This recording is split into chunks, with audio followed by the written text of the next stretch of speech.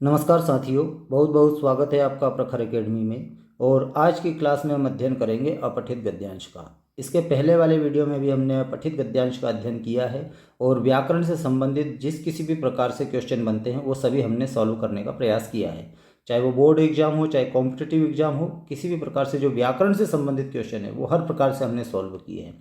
तो इसी क्रम में हम आज अपठित गद्यांश का अध्ययन करेंगे। सबसे पहले हम गद्यांश को समझेंगे, उसका हिंदी मीनिंग समझेंगे और उससे रिलेटेड जो क्वेश्चन आंसर बनते हैं उसको समझने का प्रयास करते हैं। आइए शुरू करते हैं। तो सबसे पहले गद्यांश हम पढ़ेंगे। समाचार पत्रम, जो समाचार पत्र है, न्यूज़पेपर है, वो जीवनस्य अनिवार्य अंगम जातम, जीवन का अनिवार्य अंग हो गया है। प्रातः भवति, जैसे ही सुबह होती है, दैनिक समाचार पत्रम, जो न्यूज़पेपर है वो गृहे गृहे आगच्छति, घर में आ जाते हैं।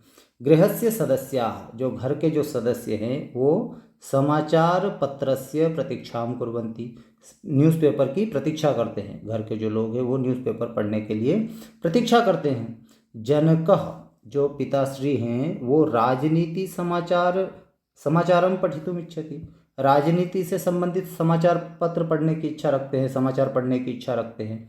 और पुत्रः खेल समाचारम ज्ञातुम उत्सुक, और जो पुत्र है वो खेल समाचार पढ़ने के लिए उत्सुक रहते हैं। समाचार पत्रे, समाचार पत्र में, न्यूज़पेपर में, न केवलम, केवल देश विदेश वार्ता, जो देश विदेश की वार्ता है, बातचीत है, राजनीति, राजनीति से संबंधित, अर्थनीति से संबंधित समाचार ही नहीं होते हैं, समाचार ही नहीं होते हैं। परम, परम यानी अपितु, लेखाः कथाः कार्टून चित्राणि अपि भवन्ति, अपितु उसमें क्या क्या होते हैं, लेख होते हैं, कथा होती है, कहानी जैसे कार्टून चित्र होते हैं, इत्यादि भी होते हैं। देखिए फिर से इस लाइन को समझते हैं। समाचार पत्र में केवल देश विदेश, राजनीति, अर्थनीति के ही समाचार नहीं होते हैं, अपितु लेख, कहानी, कार्टून चित्र भी होते हैं। समाचार पत्र पठनेन, समाचार पत्र पढ़ने से ज्ञान वृद्धि अपि भवति, ज्ञान की वृद्धि भी होती है, हमारा नॉलेज भी बढ़ता है। बालाः, जो बच्चे होते हैं, युवकाः, युवा लोग, वृद्धाः, वृद्ध लोग, गृहिण्यां, घर की स्त्रियां, सर्वे, सभी के लिए, किंचित रुचिकरम, कुछ न कुछ रुचिकर, अत्र लभन्ते, यहाँ पर प्राप्त होता है। यहाँ पर कहाँ पर? समाचार पत्र में। समाचार पत्राणि, जो समाचार पत्र है वो विविधासु भाषासु प्रकाश्यन्ते, अनेक प्रकार की भाषाओं में प्रकाशित होते हैं। ठीक है, इस प्रकार से ये गद्यांश का हिंदी मीनिंग हमने समझा। अब इससे रिलेटेड क्वेश्चन आंसर को हम देखते हैं। देखिए ये सबसे पहला क्वेश्चन,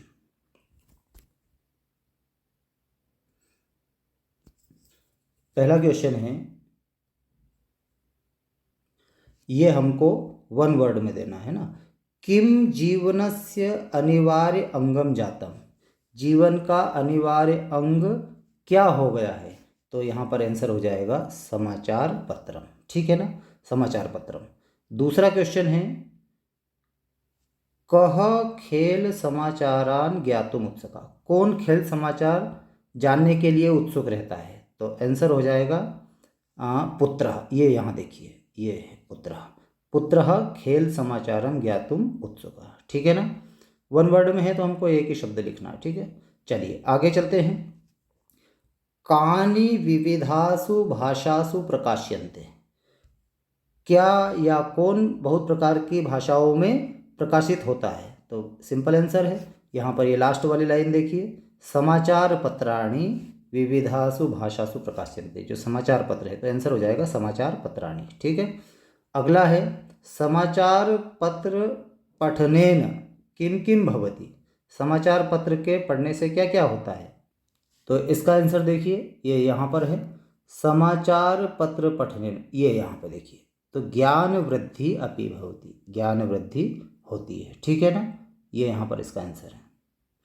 ठीक है, ये चारों क्वेश्चन के आंसर हमने देखे। अब इसके बाद चलते हैं हमारे अगले क्वेश्चन की ओर। ये यहाँ पर आंसर है, देख लीजिएगा।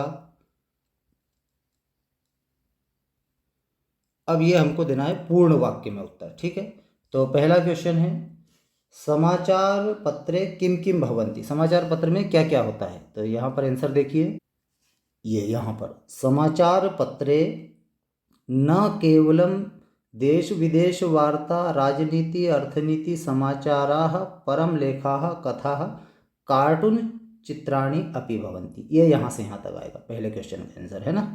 तो समाचार पत्र में ये सब चीज़ें होती है। ठीक है, दूसरा क्वेश्चन है के समाचार पत्रे किंचित रुचिकरम लभन्ते, समाचार पत्र में क्या रुचिकर होता है। तो इसका आंसर देखिए, यहाँ से जाएगा बालाः युवकाः वृद्धाः गृहिण्याः सर्वे किंचित रुचिकरम अत्र लभन्ते, मतलब बच्चों के लिए, युवाओं के लिए या वृद्ध के लिए और गृहिणी स्त्रियों के लिए कुछ न कुछ समाचार पत्र में रुचिकर होता है। तो ये पूरा आंसर यहाँ से यहाँ तक हो जाएगा। तो ये पूर्ण वाक्य के हैं। अब आगे हम चलते हैं हमारे व्याकरण के क्वेश्चन। व्याकरण के क्वेश्चन को हमको अच्छे से समझना है, क्या क्वेश्चन पूछ रहे हैं, कहाँ से हमको उत्तर निकालना है, तो उसको हम समझते हैं।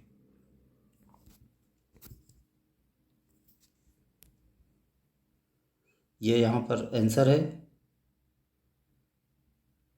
चलिए, अब भाषिक कार्य है ना, भाषिक कार्य को हम अच्छे से समझने का प्रयास करते हैं। ठीक है, तो सबसे पहला क्वेश्चन है यथा निर्देशम उत्तर, निर्देश के अनुसार हमको उत्तर देना है। तो ये वाला जो सेंटेंस है, प्रातः भवति दैनिक समाचार पत्रम गृहे गृहे आगच्छति, जैसे ही सुबह होती है न्यूज़पेपर घर घर में आ जाते हैं। ठीक है, इस प्रकार से इति वाक्य, इस वाक्य में है ना, यहाँ तक हमने समझ लिया। अब क्वेश्चन क्या पूछ रहे हैं ये हम देखते हैं।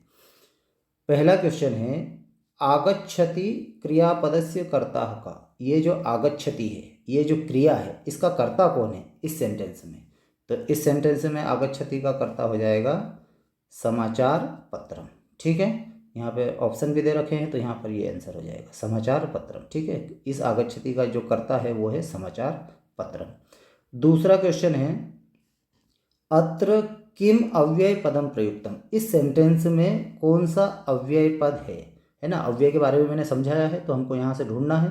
तो अव्यय जो हो जाएगा वो हो जाएगा प्रातः, प्रातः जो है वो अव्यय है। ठीक है, तीसरा क्वेश्चन है गृहे अत्र किम विभक्ति वचनम, है ना। यहाँ पर जो है अत्र, जो है अत्र, यहाँ पर किम अव्यय नहीं, ये हो गया गृहे अत्र किम विभक्ति वचनम, जो गृहे जो शब्द है इसमें कौन सी विभक्ति और कौन सा वचन है। तो ये थोड़ा सोचिए आप।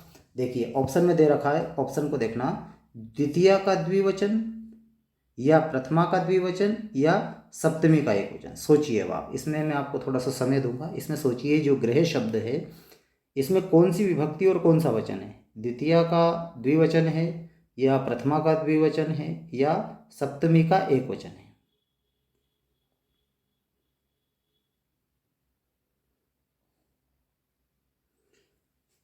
ठीक है, सोच लिया होगा आपने। तो इसका आंसर देखिए अब आप, है ना, ये यहाँ पर तीनों ही ऑप्शन सही है। क्यों? क्योंकि ये जो गृह शब्द है ये प्रथमा में आता है गृहम गृहे गृहाणी, और द्वितीय में भी आता है गृहम गृहे गृहाणी। ठीक है ना, तो ये प्रथमा का भी द्विवचन है, द्वितीय का भी द्विवचन है, और सप्तमी में आता है गृहे गृहयोः गृहेषु, तो सप्तमी का एक वचन भी है। ठीक है ना, ये थोड़ा सा ध्यान रखना, ये नपुंसकलिंग का शब्द है, इसलिए ये प्रथमा का भी एक प्रथमा का जो है द्विवचन है, द्वितीय का भी द्विवचन है और सप्तमी का एक वचन है। ठीक है, देख लीजिएगा आप।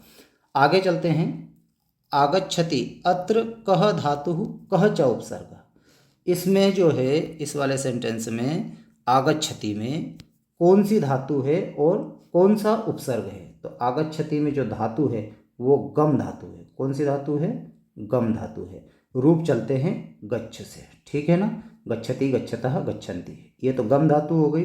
अब उपसर्ग पूछ रहे हैं, उपसर्ग सिंपल है, तो आ उपसर्ग है। कौन सा उपसर्ग है? आ उपसर्ग। तो आंसर हो जाएगा गम धातु और आ उपसर्ग। ठीक है, आगे चलते हैं, रिक्त स्थान की पूर्ति करना है।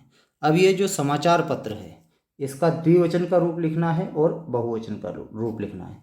तो समाचार पत्र में एक वचन है, दूसरा हो जाएगा समाचार पत्र। क्या हो जाएगा? समाचार पत्र, ये द्विवचन में हो जाएगा। बहुवचन में क्या हो जाएगा? समाचार पत्राणि। क्या हो जाएगा? समाचार पत्राणि।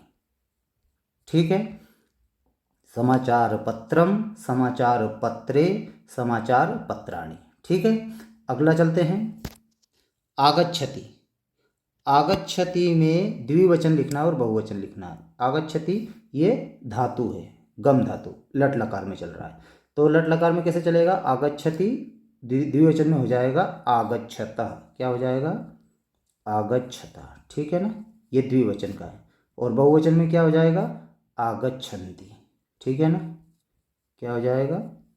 आगच्छन्ति। तो आगच्छति, आगच्छतः, आगच्छन्ति। ठीक है, अगला क्वेश्चन है दैनिक समाचार पत्रम अत्र किम विशेषणम।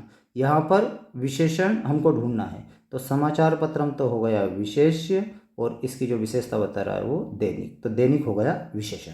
ठीक है, विलोम पद अब लिखना है। अगले क्वेश्चन में क्या है? विलोम पद हमको लिखना है। सायं, सायं यानी शाम, तो सायं का जो विलोम पद हो जाएगा क्या हो जाएगा? प्रातः। क्या हो जाएगा? प्रातः। ठीक है, तो इस प्रकार से हमने ये व्याकरण से संबंधित क्वेश्चन आंसर किए। ये यहाँ पर उसके आंसर भी है, आप देख लीजिएगा, मिला लीजिएगा।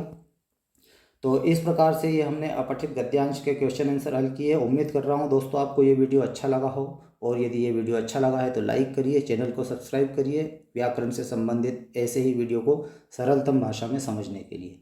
धन्यवाद, मिलते हैं फिर किसी वीडियो में। जय हिंद, जय भारत।